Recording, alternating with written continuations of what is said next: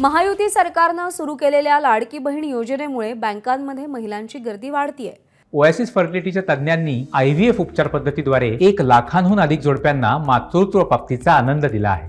मोफत appointment book करण्यासाठी आजच संपर्क साधा। आणि या पार्श्वभूमीवर बँक कर्मचारी संघटनांकडून मुख्यमंत्र्यांना बँकेत सुरक्षा पुरवण्याची मागणी करण्यात आली आहे। या संदर्भात कर्मचारी संघटनेकडून मुख्यमंत्र्यांना पत्र लिहिण्यात आलंय। महिलांच्या खात्यामध्ये पैसे जमा होऊ लागले, मात्र ज्या महिलांच्या खात्यात अद्याप पैसे मिळाले नाहीत, सोबतच कागदपत्रांची पूर्तता, आधार लिंक स्टेटस पाहण्यासाठी बँकेत मोठी गर्दी होतीये।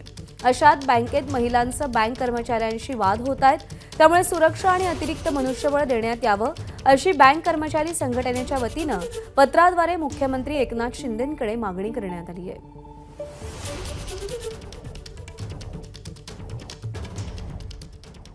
दरम्यान लाडकी बहीण योजनेचे पैसे महिलांच्या खात्यात जमा झाले खरे, पण बहिणींचा फायदा होण्याऐवजी बँकांचा फायदा अधिक होतोय असं काहीसे चित्र आहे।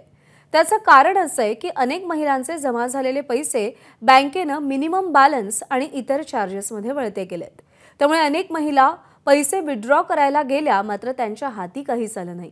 या संदर्भात बँकिंग तज्ञ देविदास तुळजापूरकर यांच्याशी बातचीत केली आहे आमच्या प्रतिनिधींनी। आपण पाहूया।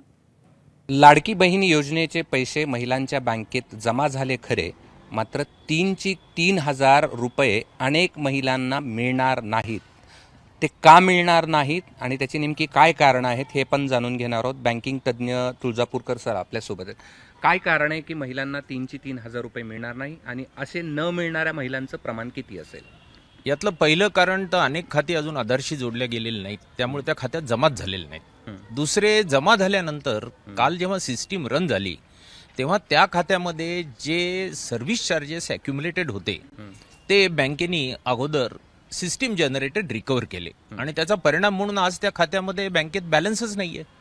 यातलं एक सर्व्हिस चार्ज हा मिनिमम बॅलन्स सर्व्हिस चार्ज असतो, दुसरा आणखी ECS मॅन्डेट रिटर्न आलं तर तो चार्ज असतो, चेक रिटर्न चार्जेस आहेत, ते सगळे अॅक्युम्युलेटेड चार्जेस आता आपोआप सिस्टीम रिकव्हर करते आणि त्यामुळे त्या खात्यात बॅलन्स नाही। म्हणजे 1,000 रुपये जर मिनिमम बॅलन्स असेल तर त्यांना केवळ 2,000 रुपये मिळतील आणि 5,000 रुपये ज्या बँकेचं मिनिमम बॅलन्स आहे तिथे मात्र एकही रुपया नाही। तसं नाहीये, त्यांच्या खात्यामध्ये 1,000 रुपये बॅलन्स एका क्वार्टरला नसेल तर बँकेचा 150, 250, 200 रुपये चार्ज आहे। 1 वर्ष जर नसेल तर 200 गुणिले 4 800 रुपये त्या खात्यात डेबिट पडतात। 3 वर्ष नसेल 3 वर्ष नसेल तर 8 त्रिक 2400 पडतील। त्यामुळे ही वेगवेगळ्या खात्याला ही वेगवेगळी रक्कम आहे आणि विशेष करून इतर जे ECS मॅन्डेट चार्जेस किंवा चेक रिटर्न चार्जेस हे पण त्यात ऍड होत आहेत। दुसरं असं आहे की हे जे पैसे जनधन अकाउंटमध्ये जमा होतात असं शासनाचं म्हणणं आहे। मग जनधन अकाउंट तर 0 बॅलन्स असतं। अगदी बरोबर आहे, पण यातली अनेक खाती व्यवहार वाढल्यानंतर जनधन टू रेग्युलर अकाउंट झालेली आहे।